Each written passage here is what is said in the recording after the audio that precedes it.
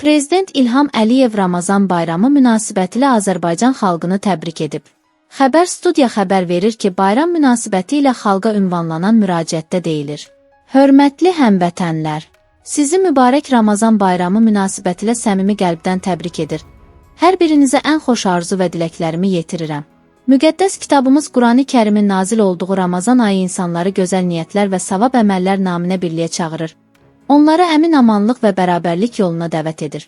Bu ayda müsəlmanlar oruç tutmaqla Allah və din qarşısında vicdani borc və vəzifələrini ləyaqətlə yerinə yetirmək, mənəvi əxlaqi kamilliyə ucalmaq fürsəti qazanırlar. Orucluq mərasimləri bütün İslam aləmində olduğu kimi, Azərbaycanda da hər il böyük fərəh və məmnunluq hissi ilə keçirilir. Ölkəmizdə milli mənəvi həmrəyliyin, humanizmin, şəfqət və mərhəmət duyğularının təntənəsinə çevrilən Ramazan ayında dövlətimizin rifahı və tərəqqisi üçün dualar edilir. Şəhidlərimizin ölməz xatirəsi minnətdarlıqla yad olunur. İnanıram ki, insanların qəlbini və ruhunu ilahi hikmətlərlə nurlandıran mübarək Ramazan günlərində dua və diləkləriniz, saf niyyətləriniz Tanrı dərgahında qəbul olunacaq, uca yaradan öz mərhəmətini xalqımızdan əsirgəməyəcəkdir.